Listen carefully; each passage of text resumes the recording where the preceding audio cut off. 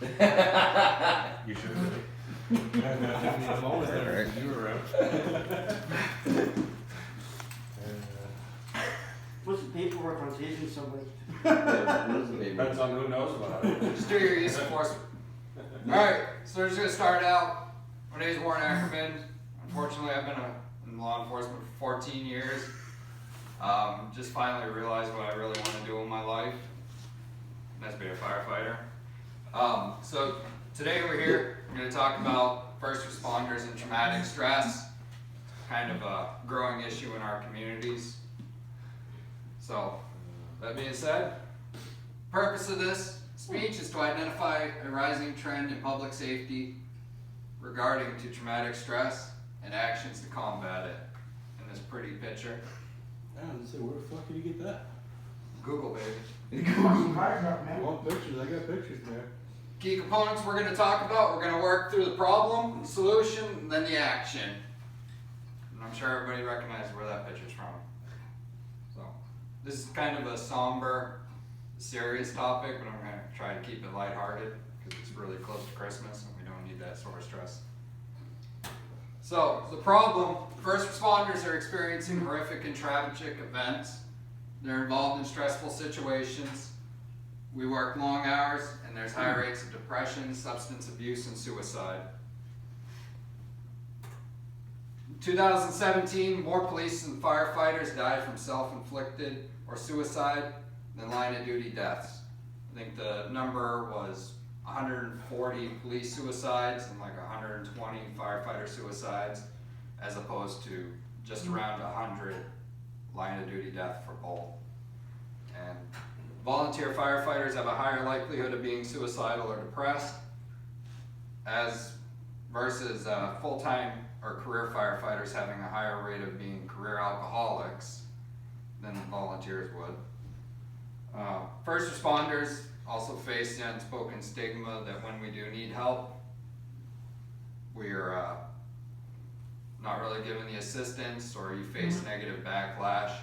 Prime example is one officer involved with the Pulse nightclub shooting in Florida sought help after the fact, and he was ended up getting fired from his job. One of the big things is, like, a police officer goes to seek help, then you're instantly put on administrative leave, you're ostracized from the department, and you end up losing your firearms and all that because people think you're a threat to yourself, all because you need some help. So, why would anybody seek help at that point? You lose everything along with your sanity. So, our solution, we need to destroy the stigma of seeking help. And mind you, this isn't everybody. Not everybody faces all these, suicide, depression, all that. But, so we need to destroy that stigma, and we need to be able to identify those who need help, including ourselves.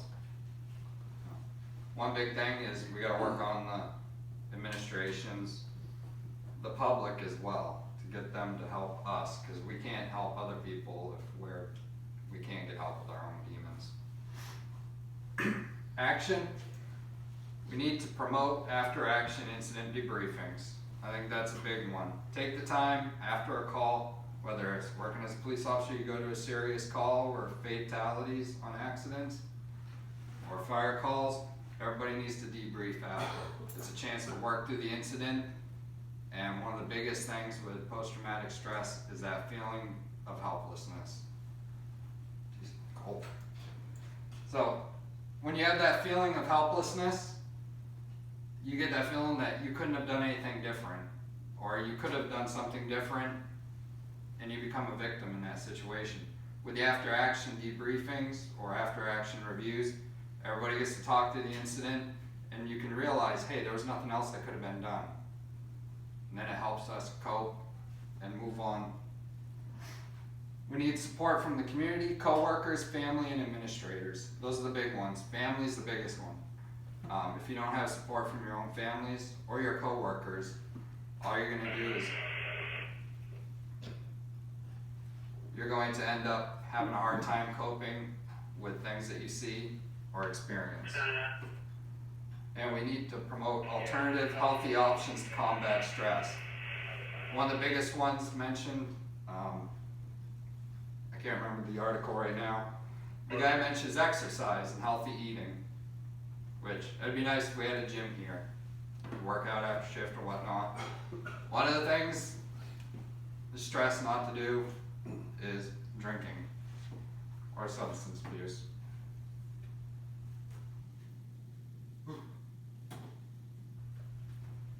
Conclusion? Police officers, firefighters, EMS, and dispatchers need to be able to recognize signs of traumatic stress in each other as well as themselves and seek help. No one is in the fight alone. So what this means is we're all one big family. This is an extension of our normal families. If somebody in your family really close to you is having a hard time, what do? You try to help them out.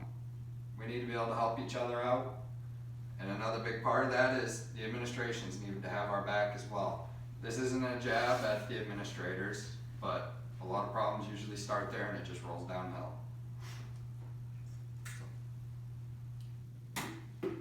In conclusion, just remember this. And for anybody who was there, this is one of the hardest things that will stick with anybody.